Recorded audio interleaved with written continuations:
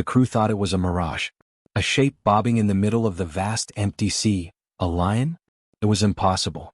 Lions didn't belong out here, dozens of miles from the nearest coast. But then it moved. It lifted its soaked, golden head, and it roared. That's when the horror kicked in. The sun scorched the metal deck of the Silver Whisper, a research vessel slowly making its way through the Indian Ocean. Captain Harish Patel leaned over the railing, scanning the infinite blue. His crew had spent the last 6 months tagging and monitoring marine life for conservation records. It had been routine until today. "Something off the starboard side," yelled Jenna, the ship's youngest marine biologist. She squinted through binoculars, then dropped them in disbelief. I think it's a lion." The deck erupted with confused murmurs. Harish grabbed the binoculars from Jenna's trembling hands. At first all he saw were rolling waves. Then, movement. Something tan and large drifted in the swell. It turned its head. "Dear God," Harish breathed. "It is a lion." The animal was clinging to a splintered wooden board, barely afloat. Its mane was soaked, flattened against its face, and salt water had turned its golden fur into a grimy, sticky mess. Every few seconds, it tried to lift its head, gasping and groaning in agony. It was drowning. No one spoke for several moments. The surreal horror of it all froze them. Then instinct kicked in. "Drop the ladder," Harish barked. "And get the emergency stretcher. We're bringing him aboard." "Sir, that's a lion," crewman Omar said wide-eyed. "What if it attacks?" "It's half dead," Jenna shot back. "If we leave it, it won't survive another half hour." The crew sprang into action. The vessel eased closer, engines humming low. Omar and 2 others lowered a rope ladder and extended a hook toward the board. The lion, barely conscious, didn't resist. His body was limp, sliding in and out of the water. Just as one of its paws slipped beneath the surface, a wave surged, nearly dragging the lion under for good. "Now!" Jenna shouted. With a desperate reach and a team effort, the hook caught the board and they reeled it in. Water gushed onto the deck as the lion was hauled up like lost treasure. The creature thudded onto the floor, not even flinching. Everyone stood back, waiting, watching. The lion lay motionless, eyes barely open. A thin line of blood trickled from its mouth. Its ribs jutted out from its sides, clearly starved. And on its hind leg, a thick rusted chain clung like a parasite. Jenna dropped to her knees beside it, unafraid. "He's been chained and dumped. Someone tried to kill him." Harish swore under his breath. "Get the med kit. Omar, keep a tranq gun nearby.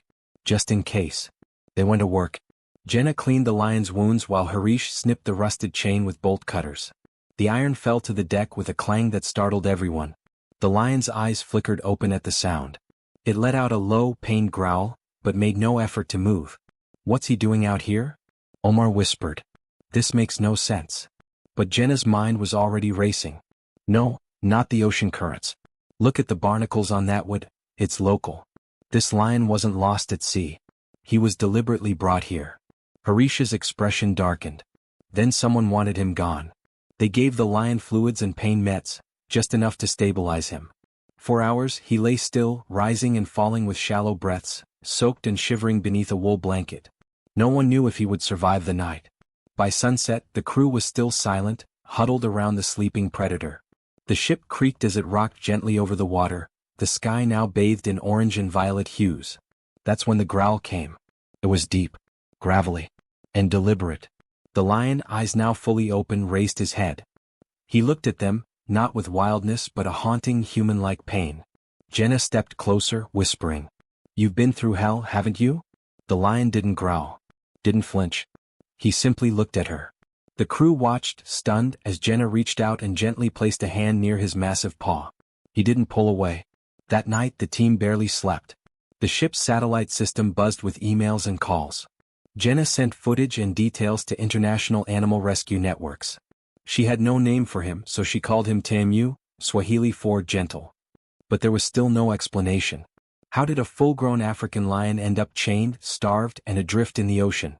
And, most chilling of all, who wanted him dead so badly they'd dump him at sea? They had no idea yet, but the truth was darker than anything they could imagine. And it was coming straight for them. The morning after the rescue, the sea was strangely calm, too calm. The sky hung heavy with dense gray clouds, and a faint mist crept across the water. It felt like the ocean was holding its breath. Inside the main cabin of the Silver Whisper, Jenna hovered over a laptop, replaying the grainy footage of TMU's rescue. Each time she paused the clip, her eyes locked on the chain around his leg. There was something about it, something she'd missed. "Look," she said, calling Harish over. "Right there, zoom in on that shackle. See those marks? That's not rust. That's engraving." Harish leaned in. "A number. More like a code," Jenna said. 6 digits. Whoever chained him wanted to track him. This wasn't random. Harish rubbed his chin. "Which means someone's missing him right now, and not for sentimental reasons." Jenna's stomach churned. "We need to know who." Meanwhile, in the ship's med bay, TMU lay in a makeshift bed of towels and blankets. His breathing was stronger. When Jenna entered the room later, he blinked at her slowly and tried to lift his head. She could tell he was fighting to stay alive, but something haunted him. "Hey, big guy," she said softly. "You're safe now." TMU's ear flicked at the sound of her voice. His golden eyes locked with hers. And then, in a moment that sent shivers down her spine, he tried to stand. "Harish," she called. The captain and Omar rushed in as TMU's legs buckled. He collapsed, panting hard. "Don't push it," Jenna murmured, kneeling beside him. "You've been through too much." They examined the lion's leg where the chain had bitten into his skin. It was raw and swollen and worse, infected. The team did what they could, cleaning the wound, administering antibiotics, and changing the bandages. But the more they worked on him, the more questions piled up. Who had kept him in chains? Where was he taken from? And why had someone chosen to throw him away like garbage? As the afternoon sun tried to break through the clouds, Harish pulled Jenna aside. "We have a problem." She followed him to the communication terminal. "What is it?" "Our signal's being jammed. All satellite contact just cut out. We're dead in the water, communications-wise." Jenna frowned. "That can't be an accident." "I don't think it is." He tapped a radar screen. A small blip hovered on the edge of the map. Another vessel, keeping distance but mirroring their movement. "That ship's been shadowing us since we rescued TMU."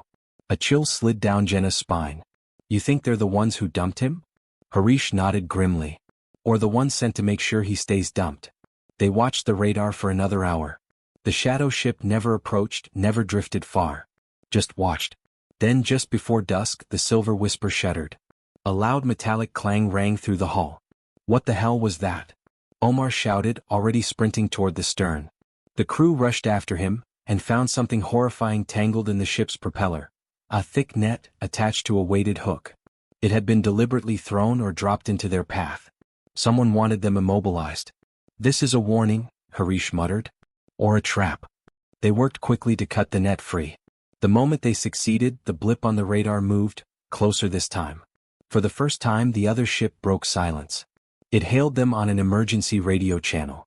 A male voice crackled through, "Release the lion. Now, or you won't leave these waters." Jenna froze. "They're after him."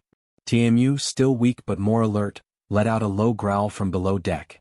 He could feel the tension, like he knew the people who wanted him back were near. Jenna snatched the radio. "This animal is severely injured and under our protection." "Who are you?" Pause. Then a chilling response. "He doesn't belong to you. This isn't your fight. Turn him over and we won't sink your ship." The line went dead. Omar swore. Harish didn't move. He just stared out at the sea, jaw clenched. "They were trying to kill him," Jenna whispered. "And now that he survived, they're scared. Scared of what he could expose." That night, the crew rotated watch shifts. Jenna sat beside TMU, who no longer flinched at her touch. She gently stroked behind his ear as he rested. The infection was responding to treatment, but he was still dangerously weak. "What did they do to you?" she whispered. "And why are they so afraid of you living?" Suddenly, TMU's body tensed. Then, a sound. Faint, distant, the whir of a drone. It appeared like a dark insect above the ship, hovering, circling. Harish ran onto the deck and shouted, "Lights off! Get under!"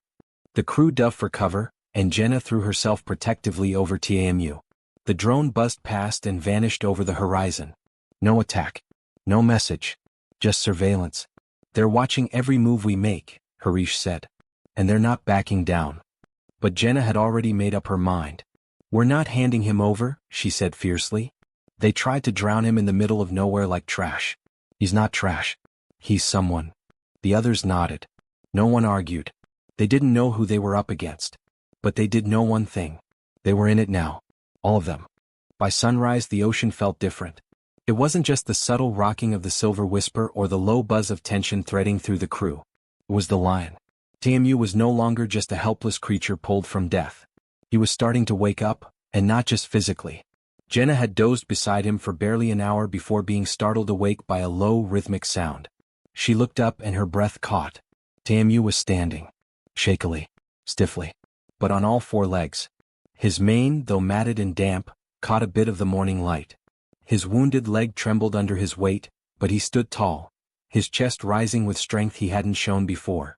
He looked like a shadow of royalty, beaten but never broken. Omar burst through the door. "He's up." TMU turned his head slowly, locking eyes with him. No growl. No snarl. Just presence. Harish followed in, his face pale. "We just picked up a ping. That shadow ship's closing in fast. And Jenna." He looked at her. "You were right.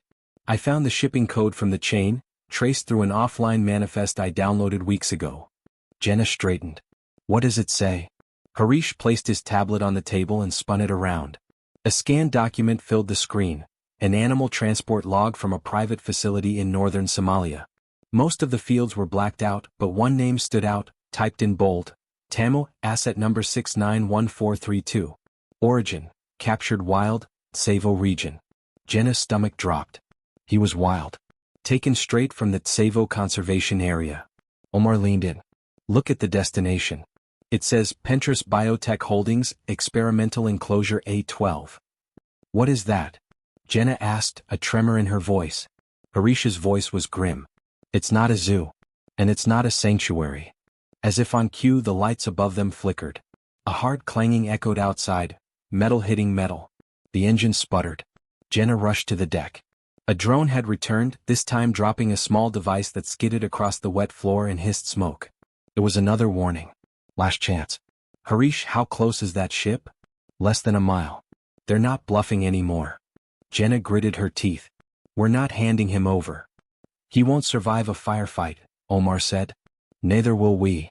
But before panic could rise, TMU padded slowly onto the deck. He moved like he had command of the sea itself. The moment his paws touched the steel, it was as though the air changed. This wasn't a rescue anymore, it was a reckoning. Then, he looked toward the horizon. The ship. The enemy. And TMU growled. Not weakly. Not in pain. A warning.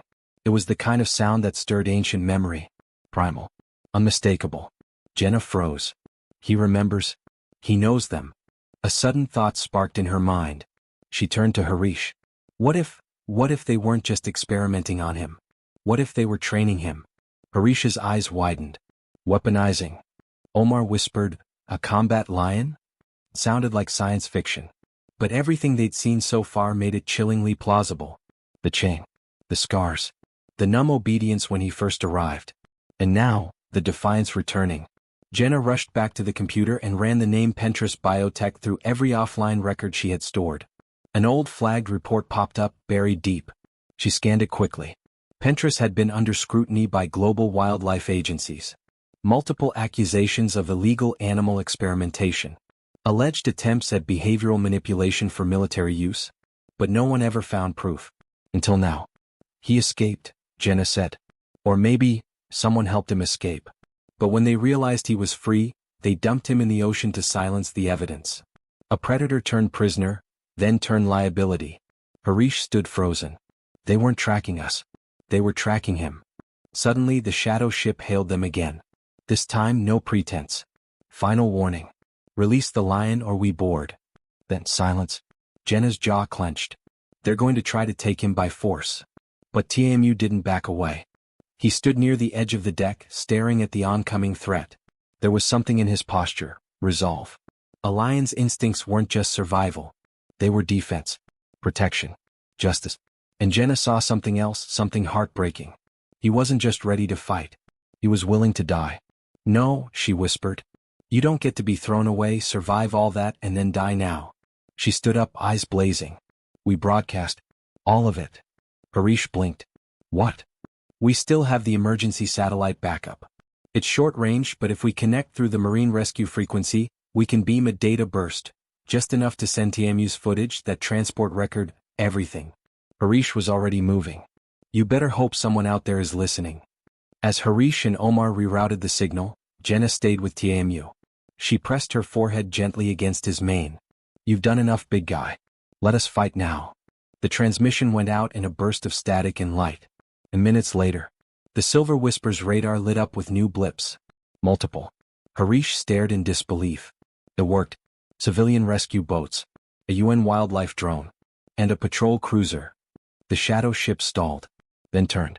They were fleeing. Jenna laughed through tears. They ran. They ran. TAMU let out a low, rumbling sigh as if he already knew. But Jenna also knew this wasn't the end. They'd exposed a sliver of a monstrous secret. And someone out there, powerful, ruthless, wouldn't just let it go. But TAMU was safe. For now. And for the first time in what must have felt like a lifetime, he laid down, not because he was weak, but because he finally could.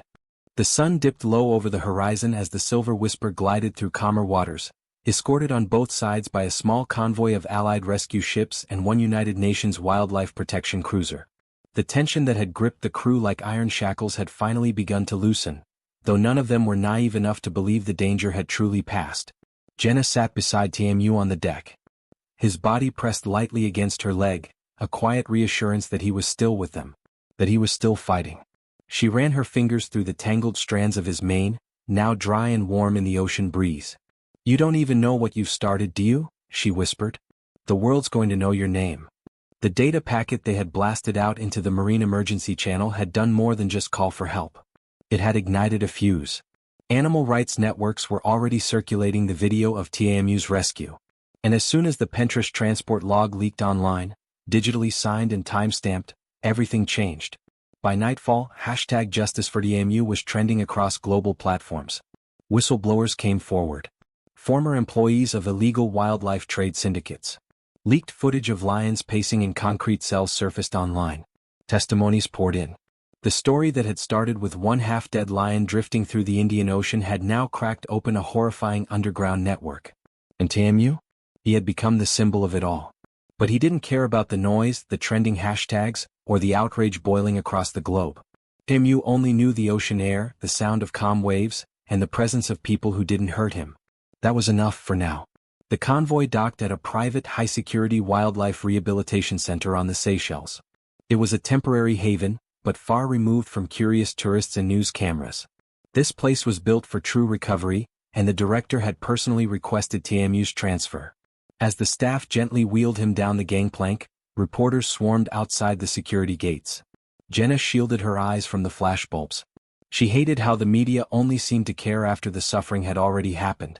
Still, part of her understood, this was the world's way of witnessing. And this time the world was watching the right thing. Inside the center's lush, enclosed habitat, an acre of forested terrain designed to mimic the savanna, TAMU took his first cautious steps. He blinked into the filtered sunlight, ears flicking at the sound of birdsong. And then he walked. It wasn't graceful. His legs still carried the stiffness of trauma, but it no longer buckled beneath him. He moved slowly toward a shallow stream that rippled through the enclosure. When his paws touched the water, he paused, then drank deeply. A simple act, but the entire team behind the viewing glass broke into applause. Jenna pressed her hand to her heart, tears stinging her eyes. "He's going to make it," she said, voice breaking. Harish stood beside her, arms crossed, staring at the lion as if trying to memorize every step. "And we're not letting it stop here." "What do you mean?" "I mean this isn't just his story. There are others. Hundreds. Thousands. Still out there. Still chained. Still hidden." He turned to her. "We started something. Now we finish it." Jenna looked back at TAMU. "Then we make this count." 2 months later. The organization was called Lionheart Watch, founded by the crew of the Silver Whisper, backed by donations, international grants, and a growing army of volunteers. They specialized in exposing illegal wildlife trafficking rings, especially those targeting apex predators for unethical experiments, entertainment, or worse. Their first major win came just weeks after TAMU's rescue went viral. A Pinterest lab in North Sudan was raided and shut down. Over a dozen animals, including 2 lionesses and a juvenile tiger, were freed. The evidence tied back to the same experimental program TAMU had been part of. But perhaps the most haunting detail came from the files uncovered in the raid. TAMU designation, Alpha. Behavioral test subject. Status, unstable. Termination ordered. Termination. That word haunted Jenna every time she looked at him. And yet here he was, alive, healing. Not a beast. Not an experiment. A survivor. Back in Seychelles, Jenna walked the outer edge of TMU's enclosure. He saw her from across the field and began walking toward her with steady, confident steps. No limp. No weakness. When he reached her, he didn't growl or roar. He simply sat, regal and calm, his golden eyes meeting hers through the fence. She knelt, looking into those eyes, the same eyes that had once been full of pain and confusion.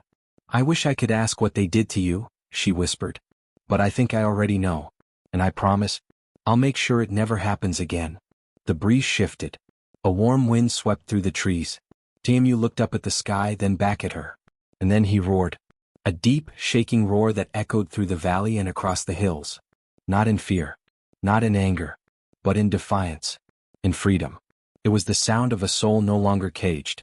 And in that moment, Jenna knew, this roar wasn't just for him.